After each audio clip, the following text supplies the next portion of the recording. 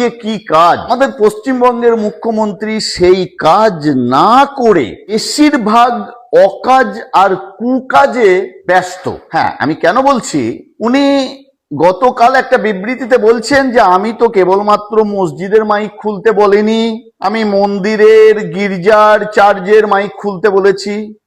আমি বলি মহাশয়, মাইক খোলার জন্য কতগুলো কমপ্লেন আপনার কাছে এসেছে যে আপনি মাইক খোলার জন্য ব্যস্ত, কিন্তু বলৎকারের জন্য কতগুলো কমপ্লেন আপনার কাছে রয়েছে নিশ্চয়ই আপনি জানেন।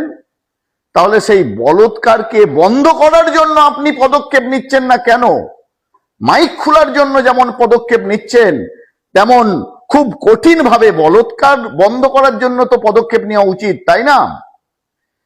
ওনার মুসলিমদের মহরম নিয়ে উনি ব্যস্ত, কিভাবে বন্ধ করা যাবে, কিন্তু উনি এটা চিন্তা করছেন না যে লক্ষ্মীর ভান্ডার বন্ধ করে দিয়ে অন্নপূর্ণা ভান্ডার না পেয়ে কতজন, কত গরিব পরিবার তারা নিজের মেয়ের ওষুধ আনতে পারছে না, নিজের সন্তানের স্কুলের ফি পেমেন্ট করতে পারছে না, সেদিকে ওনার খেয়াল নেই। কুরবানির গরু বন্ধ করতে গিয়ে উনি কত গোপালকের পেটে লাথি মারলেন সেগুলো উনি ধ্যান রাখছেন না। আসলে একজন প্রকৃত মুখ্যমন্ত্রীর উচিত কি যে সুস্থ সমাজ ব্যবস্থা কিভাবে আসে সেই বিষয়ে চিন্তা করা, কিন্তু উনার চিন্তাটা সম্পূর্ণ আলাদা। উনি যখন বিরোধী ছিলেন তখন উনি একটাই প্রশ্ন ছিল উনার মুখে, জিহাদি, বাংলাদেশি, পাকিস্তানি, রোহিঙ্গা। এখন মুখ্যমন্ত্রী হবার পরে ওনার মুখে সেই একই আছেন, জেহাদি, শুক্রবারি, বাংলাদেশি, পাকিস্তানি ইত্যাদি। পশ্চিমবঙ্গকে কিভাবে ডেভেলপমেন্ট করতে হবে সেদিকে তো একটা কাজও এখনো পর্যন্ত সঠিকভাবে দেখা যায়নি। হ্যাঁ, আপনারা বলছেন যে তৃণমূলের সময় দুর্নীতি ছিল। আরে মশাই, তৃণমূলের সময় দুর্নীতি ছিল বলেই তো সাধারণ মানুষ বদলে দিয়ে বিজেপিকে নিয়ে এসেছে, কিন্তু দুর্নীতি তো আরো বেড়ে গেছে। যদি না বেড়ে যেত তাহলে বালির সিন্ডিকেট চলছিল তৃণমূলের সময়, দাম বেশি ছিল।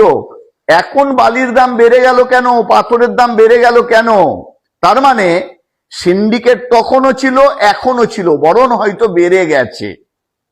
নাম্বার 2, ধর্ষণ কি করে বেড়ে গেল? নাম্বার 3,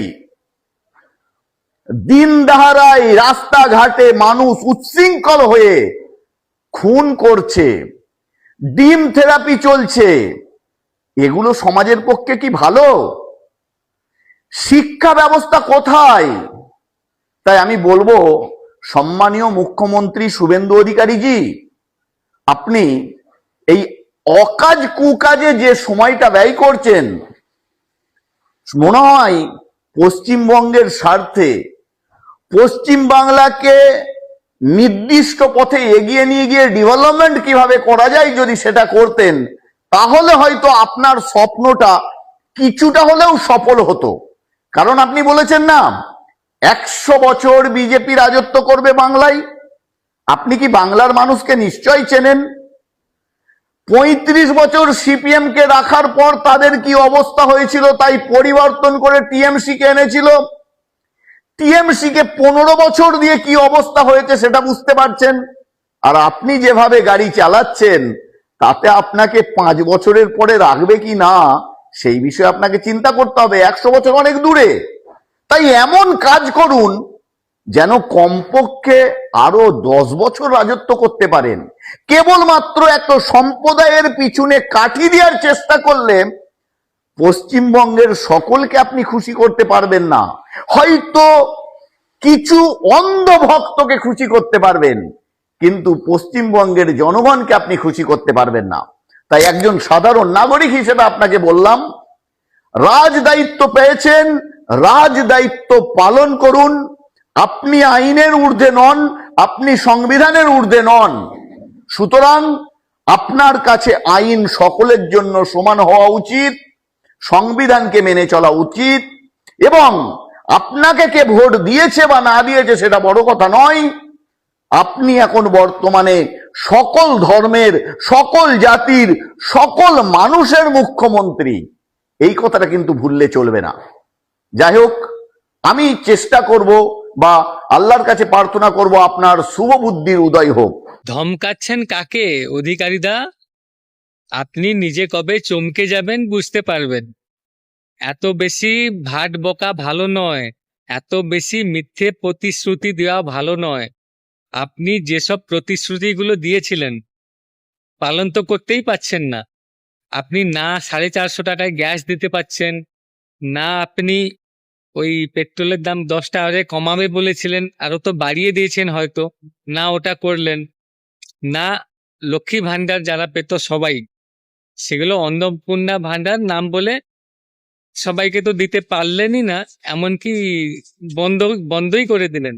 আবার কোনো মাসে হয়তো কিছু লোকে দেবেন, আবার একটা অনুষ্ঠান করে যোগ্য মতো করে টিভিতে প্রচার করে এমন কিছু করবেন যাতে অনেক কিছু করে দিয়েছেন, এটা করছেন ওটা করছেন, মানে খবরের শিরোনামে যাতে থাকা যায় সেই সব ব্যবস্থা করেন।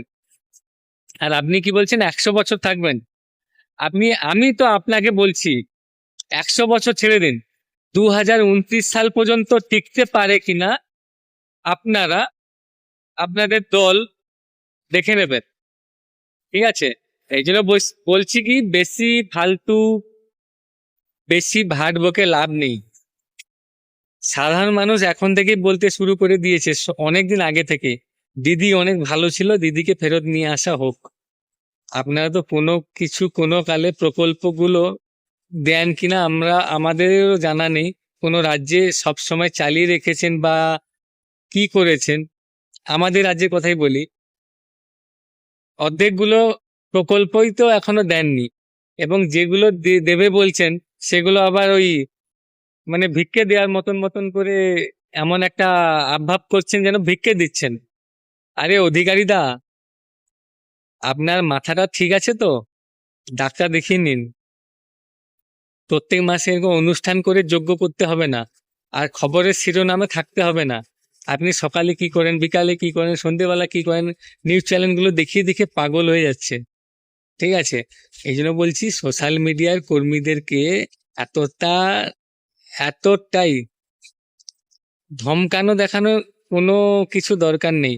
কারণ আমরা যখন সোশ্যাল মিডিয়া করি না, কাউকে দেখে করি না, আর আপনাদেরকে ভয় করে করি না, দম আছে বলে সোশ্যাল মিডিয়া করি আমরা সবাই।